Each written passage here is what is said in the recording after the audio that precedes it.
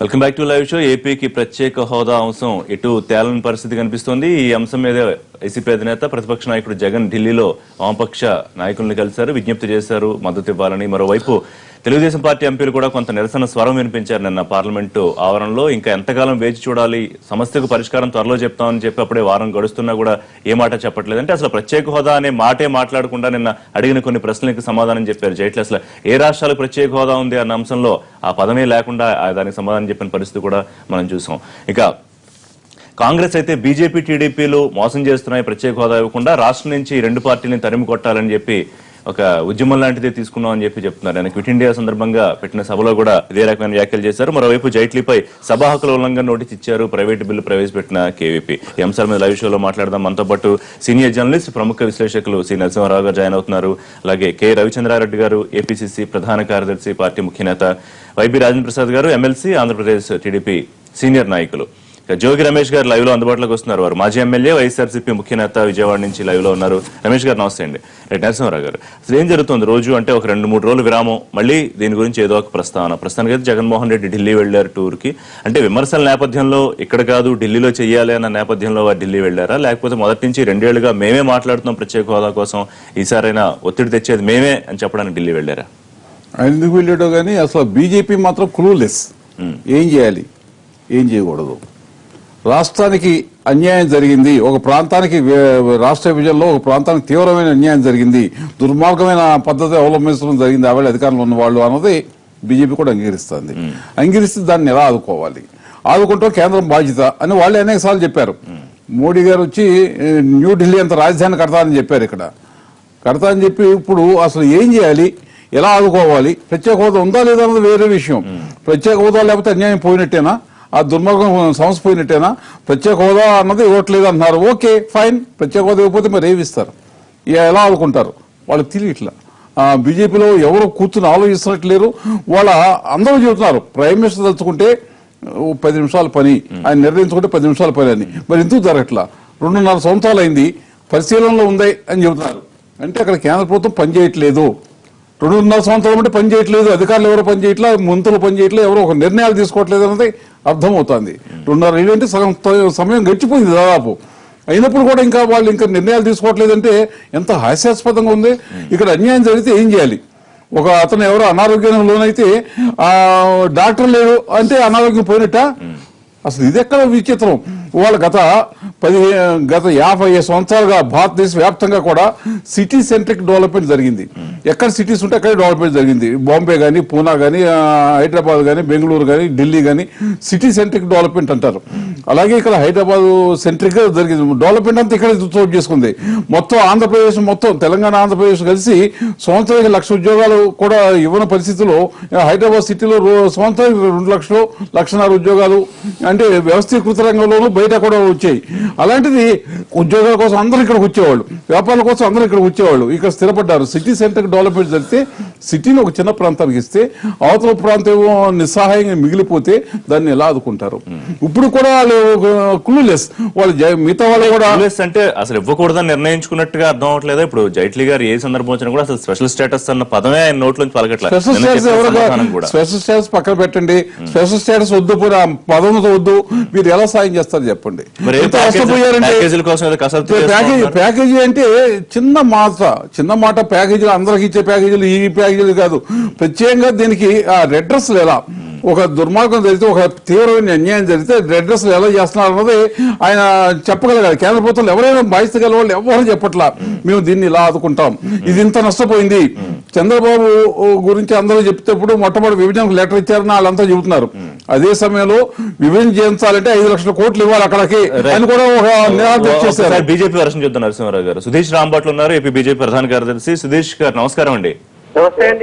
Right, ప్రత్యేక హోదా అంశం మీద సరే గతంలో మనం మాట్లాడినప్పుడే మీరు చాలా క్లియర్ గా చెప్పిన పరిస్థితి నాకు గుర్తుంది. ప్రత్యేక హోదా కన్నా కూడా గొప్పగా చేసే ఆలోచన చేస్తుంది బీజేపీ, కానీ గొప్పగా ఏం చేయబోతున్నారు అనేది ఒక అంశం అయితే, ఎట్టి పరిస్థితుల్లో ప్రత్యేక హోదా మాకు కావాలి అని అధికార పక్షం, మిత్రపక్షం, ప్రతిపక్షాలు అందరూ అడుగుతున్నారు. ఇవ్వకూడదని ఏమన్నా నిశ్చయించుకున్నారా? మరి ఆ మాట చెప్పడానికి ఏమన్నా ఆలస్యం చేస్తున్నారా? ఇప్పుడు రిషి గారు, ఇక్కడ ప్రత్యేక హోదా ఇవ్వకపోవడం నిర్ణయం కన్నా కూడా ఇవాళ ఉన్న పరిస్థితుల్లో, మారిన పరిస్థితుల్లో 2014 ముందర మేము ప్రతిపక్షంలో ఉన్నప్పుడు ఆవేళ పరిస్థితులు వేరు, ఇవాళ పరిస్థితులు వేరు. ఇవాళ పరిస్థితుల్లో ప్రత్యేక హోదా వల్ల రాష్ట్రానికి పెద్దగా ఉపయోగం లేదనేది నేను పదే పదే చెప్తూ వస్తున్నాను. ఎందుకంటే 14 ఫైనాన్స్ కమిషన్ రికమెండేషన్స్ తర్వాత ఇంతకు ముందర స్పెషల్ కేటగిరీ స్టేట్స్ ఉండే అలొకేషన్స్ అన్ని కూడా లేవు. ఇప్పుడు అది ఊరినే కేవలం ఒక బిరుదు అవుతుంది. ఏదో పద్మశ్రీ, భారతరత్న ఇచ్చినట్టుగా ప్రత్యేక హోదా ఈ రాష్ట్రానికి ఇచ్చిన బిరుదు తప్పితే దానివల్ల పెద్దగా ఒరిగేదేమీ లేదు రాష్ట్రానికి. కాబట్టి ఇవాళ మన రాష్ట్రంలో ఉన్న వాళ్ళందరం కూడా మన రాష్ట్రానికి ఏం కావాలో ప్రత్యేక ప్యాకేజీ మీద మనం దృష్టి పెట్టడం చాలా మంచిది అని చెప్పేసి మా అభిప్రాయం. అది పదే పదే చెప్తున్నాం. కేంద్ర ప్రభుత్వం అక్కడ అరుణ్ జైట్లీ గారు కానీ, మోడీ గారు కానీ పదే పదే స్పష్టంగా పార్లమెంట్ లో కానీ, పార్లమెంట్ బయట కానీ కానీ ఈ విషయాన్ని మీ మిత్రపక్షంగా ఉన్న తెలుగుదేశానికి కానీ లేకపోతే డిమాండ్ చేస్తున్న ప్రతిపక్షాలకు కానీ చెప్పడంలో, అంటే ప్రత్యేక హోదా వల్ల ఎంత వస్తుంది, ఇదిగో ఇంత మాత్రమే వస్తుంది, మేమైతే ఇంతకన్నా ఎక్కువ చేద్దాం అనుకుంటున్నాం అని చెప్పడంలో మరి మీరు ఎందుకు ఆలస్యం చేస్తున్నారు, లేకపోతే ఫెయిల్ అయ్యారా? ఇప్పుడు ఇక్కడ ఏంటంటే ఇక్కడ ప్రతిపక్ష పార్టీలు రాష్ట్రంలో నిరుద్యోగ సమస్యతో బాధపడుతున్నాయి. అటు కాంగ్రెస్ పార్టీ కానీ, వైకాపా కానీ, వైకాపా తన రాజకీయ ఉనికిని చాటుకోవడానికి ఏదో ఒక ఇష్యూ టేకప్ చేయాలనే ప్రయత్నంలోనూ, కాంగ్రెస్ పార్టీకి అయితే అసలు ఎక్కడ ఉద్యోగం లేకుండా పోయింది, ఏదో ఉద్యోగం వెతుకునే ప్రయత్నంలోనూ వాళ్ళు రాజకీయం చేస్తూ ఉన్నారు. ముఖ్యమంత్రి గారికి స్పష్టంగా అక్కడ మా కేంద్ర నాయకులు దీన్ని ఎక్స్ప్లెయిన్ చేయడం జరిగింది. రాష్ట్రానికి ఏం చేయాలో చేసే ప్రయత్నంలో చెప్పడం జరిగింది. కాబట్టి ఇక్కడ రాష్ట్ర నాయకత్వం కానీ, ఇక్కడ ముఖ్యమంత్రి గారు కానీ, తెలుగుదేశం మా మిత్రపక్షం తెలుగుదేశం పార్టీ కానీ దాన్ని బ్యాలెన్స్ గా డీల్ చేయాల్సిన అవసరం ఉంది. కాబట్టి బ్యాలెన్స్ గా డీల్ చేస్తారని చెప్పేసి అనుకుంటున్నాం. ఎందుకంటే ముఖ్యమంత్రి గారే స్వయంగా ఆయనే ప్రకటించారు, ప్రత్యేక హోదా సంజీవుని కాదు, 14 ఫైనాన్స్ కమిషన్ తర్వాత దానివల్ల పెద్దగా వచ్చే లాభం లేదు, అంచేత మన రాష్ట్రానికి ఏం కావాలో దాని మీద దృష్టి పెట్టాలని చెప్పేసి ఆయన 1-2 సందర్భాల్లో ప్రకటించడం జరిగింది. అయితే ప్రతిపక్ష పార్టీలు దాన్ని రాజకీయం చేయడంతో ఆయన కూడా కొంత బ్యాలెన్స్ గా, ఎందుకంటే ఒక ముఖ్యమంత్రిగా ఉన్నప్పుడు ప్రజల మనోభావాలను దృష్టిలో పెట్టుకుని బ్యాలెన్స్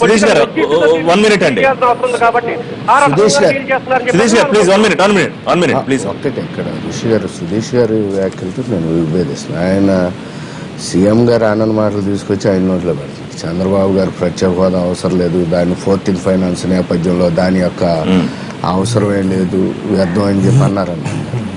ఆయన అందేంటంటే ప్రత్యేక హోదా ఒక్కటే మనకి ఇది కాదు, అదొక్కటే సంజీవని కాదు, ఇంకా అనేకం తెచ్చుకోవాలి. స్పెషల్ ప్యాకేజీలు కావాలి, స్పెషల్ ఇన్సెంటివ్లు కావాలి, ఇండస్ట్రీస్కి కానివ్వండి, ట్యాక్స్ ఎగ్జామ్షన్ కావాలని చెప్పడం జరిగింది తప్పితే ప్రత్యేక హోదా వద్దని. కానీ ఆయన ఇంకొక మాట అన్నారు, ముఖ్యమంత్రి గారికి ఇప్పటికే స్పష్టంగా చెప్పారంటే ఏం స్పష్టంగా చెప్పారు? ఎక్కడో 4 గంటల మధ్య ఎవరు చెవులు చెప్పడం కాదు, చెప్పలేదు కూడా.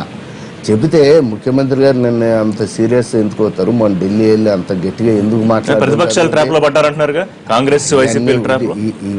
ఒకళ్ళు ట్రాప్ లో పడ్డానికి మేమన్నా అమాయకులమా, లేకపోతే జగన్మోహన్ రెడ్డి లాగా అనుభవ రాహిత్యం కలిగిన వాళ్ళమా?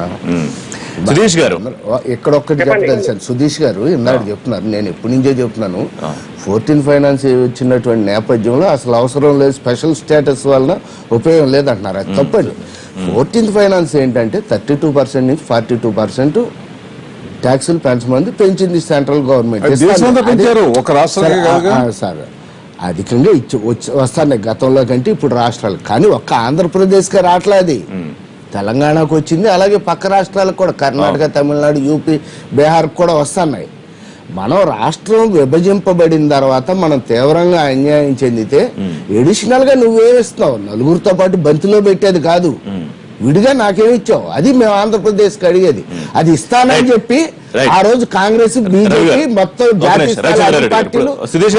దయచేసి లైన్ లో ఉండండి. రవిచంద్ర గారు, కాంగ్రెస్ వైసీపీలకి ఇక్కడ పని లేక అంటే నిరుద్యోగం అన్నారు, దాన్ని వేరేలా మాట్లాడుకుంటే ఈ ప్రత్యేక హోదా అంశాన్ని ఇష్యూ చేస్తున్నాయి అనేది సుధీష్ గారి వాదన. ఎప్పుడు ప్రతి విషయాన్ని రాజకీయ కోణంలో చూస్తున్నది బీజేపీ పార్టీ. ఎందుకంటే బీజేపీ ఆ రోజు ఎలక్షన్ మేనిఫెస్టో నుంచి ఎలక్షన్ సభల్లో మోడీ గారు ఇచ్చిన హామీలు వీడియో క్లిప్పులు కొంచెం ప్లే చేసుకోవాలి, చూడాలి సార్ సుధీష్ గారు. ఎందుకంటే మీరు చెప్పిన మాట ఈ రోజు నాలుగు మడత పెడుతున్న విధానం పూర్తి రాష్ట్రంలో ఉన్న ప్రజలందరూ గమనిస్తా ఉన్నారు.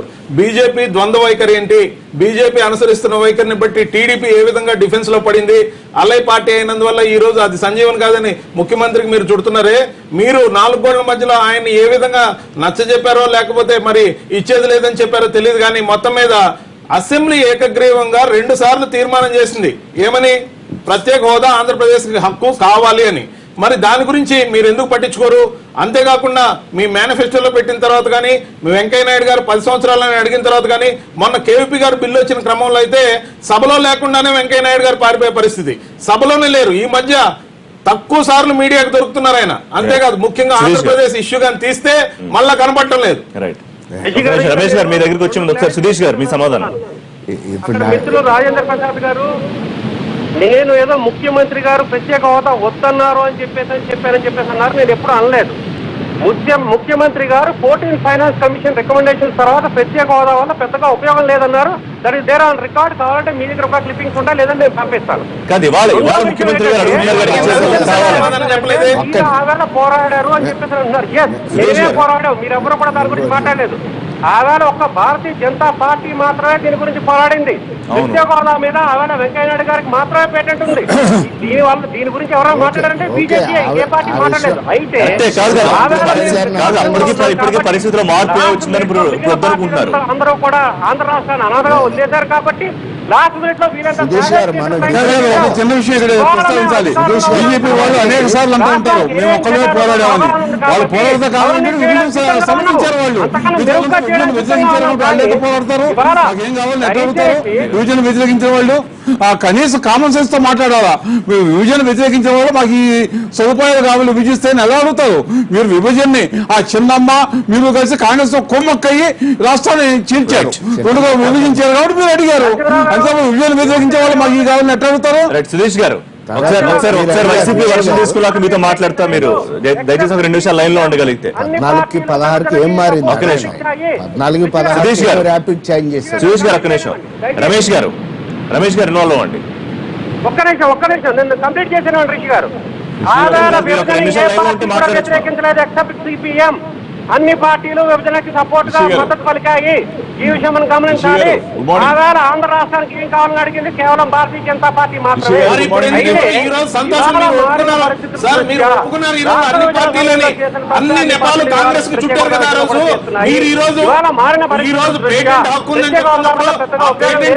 మీరు ఎందుకు అమలు చేయడం లేదు? రవిచంద్ర గారు పేటెంట్ హక్కు మీకుంది అని మీరు చెప్తున్నారు కదా, దాన్ని ఎందుకు అమలు చేయడం లేదు? ఈ రోజు మీడియా సాక్ష్యంగా మీరు కూడా చెప్తున్నారు అన్ని పార్టీలు ఎక్సెప్ట్ సిపిఎం అని. ఇన్ని రోజులు కాంగ్రెస్ దానికి మెడకు చుట్టి అడ్డగోలుగా విభజన అన్నారు. ఈ రోజు మీరు మళ్ళీ చెప్తున్నారు కదా అందరూ కలిసి విభజించామని. మీరు ఎందుకు ఆ హామీని అమలు చేయడం లేదు? అదే కాదు 11 పార్టీలు చెప్పండి. ఏ ఆర్థిక నిపుణులైనా కానీ ఈ డిబేట్ లో కూర్చోబెట్టండి. ఓకే. దేశవ్యాప్తంగా మీరు ఏ నేషనల్ డైలీ కానీ ఒక పత్రిక కానీ తీసుకుని ఆర్థిక నిపుణుల ఎనాలిసిస్ అన్ని కూడా చదవండి. 14 ఫైనాన్స్ కమిషన్ రికమెండేషన్స్ తర్వాత ప్రత్యేక హోదా వల్ల ఉపయోగం లేదు అని చెప్పడం జరిగింది. అంతేందుకు అందరి దగ్గర స్మార్ట్ ఫోన్స్ ఉన్నాయి.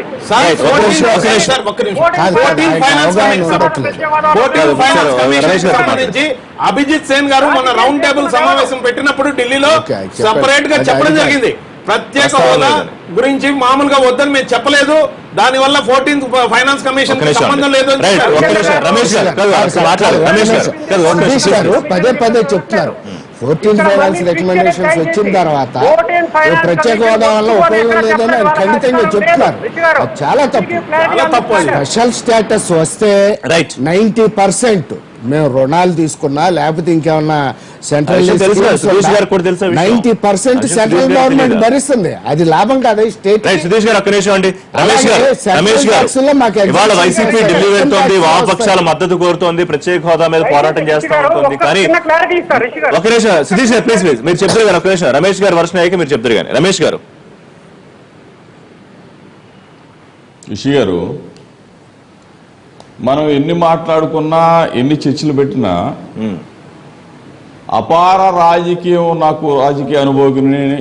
9 సంవత్సరాలు ముఖ్యమంత్రిగా చేశాను, 9 సంవత్సరాలు రాష్ట్రాన్ని పరిపాలన చేశానని చెప్పుకునే చంద్రబాబు నాయుడు గారు అపారమైన రాజకీయ అనుభవం ఉండి కూడా అసమర్థ ముఖ్యమంత్రిగా మిగిలిపోయాడు. ఇదే బాధగా ఉంది. ఎందుకంటే ఇప్పుడు రాజేంద్ర ప్రసాద్ అని కూడా ఉన్నాడు, మీరు వినాలి. అసలు ముఖ్యమంత్రి గారి వ్యవహార శైలిని ఒకసారి మీరు మన చర్చ జరగాలి. ఆయన ప్రత్యేక హోదా మీద ఎన్ని రకాలుగా మాట్లాడాడు. 23 సార్లు ఢిల్లీ వెళ్ళాను, 23 సార్లు మోడీ గారిని కలిశానని చెప్పే ముఖ్యమంత్రి గారు ప్రత్యేక హోదాని తప్పుదారి పట్టించిన వైనంలోనే ఇదంతా కూడా జరిగిందండి. ఏ రకంగా? కేంద్రాన్ని ఎందుకు నిలదీయలేకపోతా ఉన్నాడు, ఎందుకు మాట్లాడలేకపోతా ఉన్నాడు? మనమేం కావాలని అడగలేదు కదా, వాళ్ళు ఇస్తామన్నారు.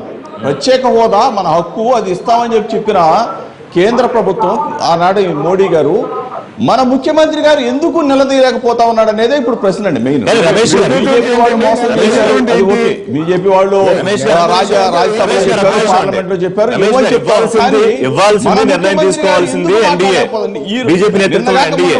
తెలుగుదేశం పార్టీ ఏం చేస్తుంది చెప్పండి రమేష్ గారు? రాజ్యసభలో నిలదీశారు. ఇవ్వాల్సింది బీజేపీ నేతృత్వంలో ఎన్డీఏ అయితే తెలుగుదేశం పార్టీ కానీ చంద్రబాబు నాయుడు గారు కానీ ఏం చేస్తారు?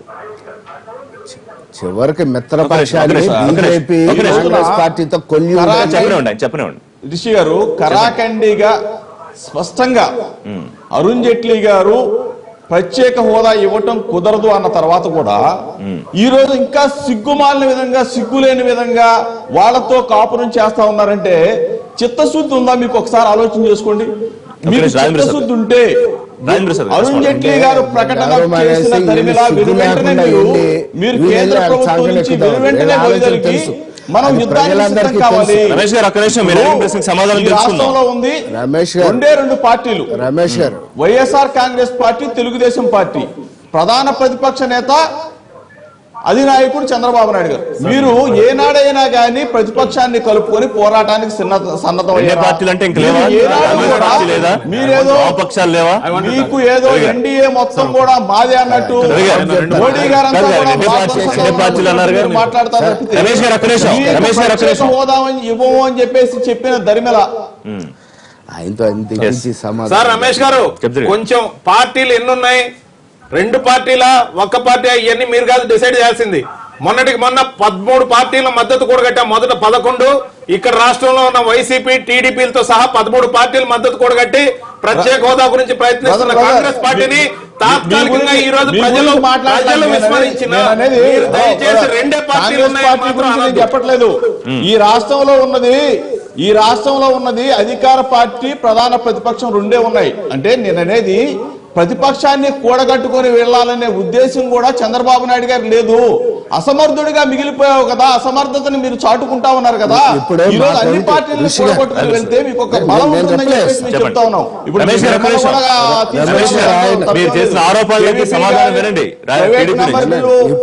మూవ్ చేయడం వల్లే ఇది మళ్ళీ ఒక చర్చ జరుగుతా ఉంది. దాని గురించి మేమేమి తప్పనిసరిగా ఈ రోజు చెప్తాం. కేంద్రం పైన ఈనాటికి కూడా పోరాటం ఎలా ప్రత్యేక హోదా కోసం పోరాడే పార్టీ అంటే పోరాడుతున్నారు అర్థం చేసుకోండి. ఇక్కడ మొన్న కూడా చంద్రబాబు నాయుడు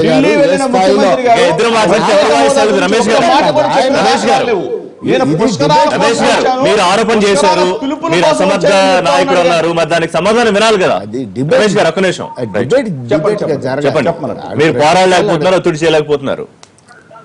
మేము అసమర్థులం కాదు. మా సమర్థత ఏంటో ఈ రాష్ట్ర ప్రజలకు తెలుసు కాబట్టి మమ్మల్ని గెలిపించారు. మమ్మల్ని అఖిలపక్షం పెట్టలేదు, ఢిల్లీ తీసుకెళ్ళలేదు. అసలు మేము భయపడ్డం ఏంటి? అసలు మేము అవినీతి పరుల్ని, అక్రమార్కుల్ని 1,00,000 కోట్లు దోచేసి జైలు పాలైనటువంటి ఈ ఖైదీలను తీసుకుని మేము ఎక్కడ ప్రధానమంత్రి దగ్గరికి వెళ్తాం? గౌరవం కదా. మాట్లాడే మాటలు చేతగానితనం, మీ అసమర్థత, మీ దద్దమ్మ.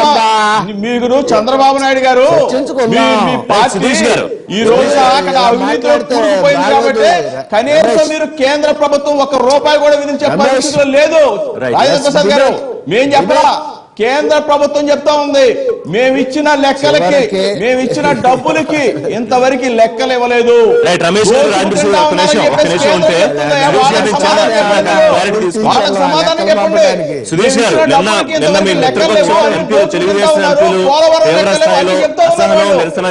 సమాధానం చెప్పలేని మీరు మాట్లాడతారు.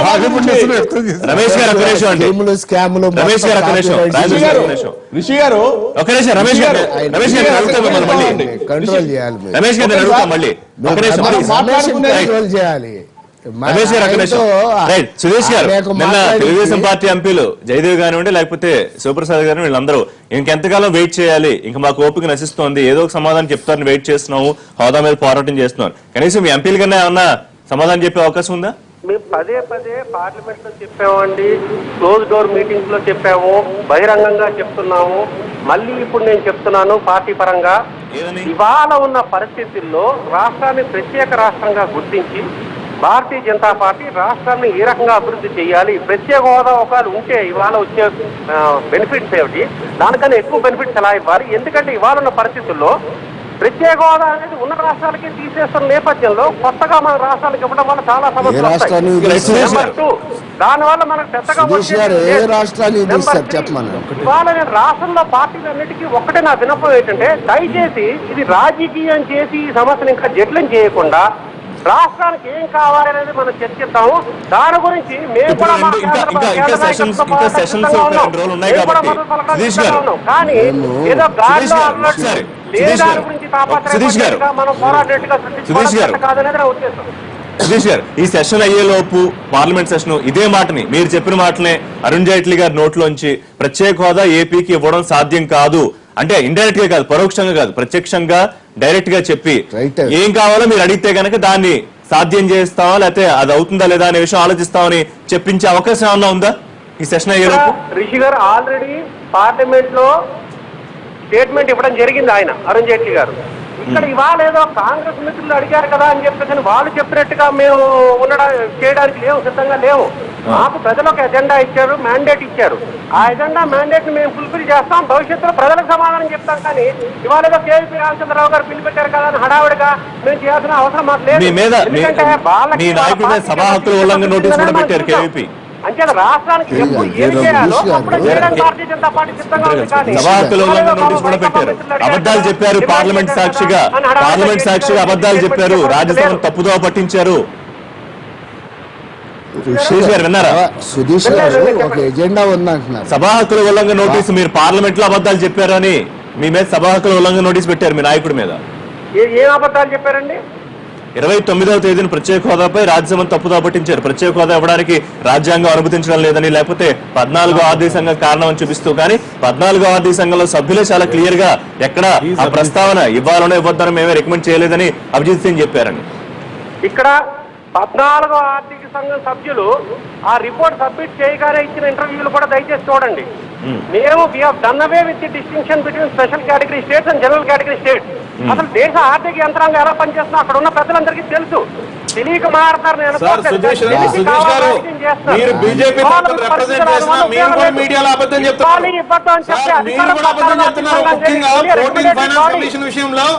అభిజిత్ సేన్ గారు చెప్పిన విషయాలను కూడా మీరు కూడా తప్పు చెప్తున్నారు. అందుకే సభా హక్కులు నోటీస్ ఇవ్వడం జరిగింది. ముఖ్యంగా ప్రత్యేక హోదాతో పాటు మిగతా ప్యాకేజీలు రకరకాల అన్ని ఇస్తామని మీరు అన్ని కథలు కమామిషులు చెప్తున్నారు. మీరు ఈ రోజు వరకు ఇవ్వాల్సిన ఒక్కటి కూడా ఇవ్వలేదు. ఆర్థిక లోటు విషయంలో గానీ, రాజధాని నిధుల్లో గానీ, పోలవరం నిధుల్లో గానీ ఒక్కటి కూడా వెనకబడి జిల్లాల ప్యాకేజీ విషయంలో ఇప్పటికి 7,000 కోట్లు రిలీజ్ అయ్యి ఉండాలి. 700 కోట్లు ఇచ్చారు. రోజు అభిజిత్ గారు వాళ్ళందరూ 14 finance members interview point to point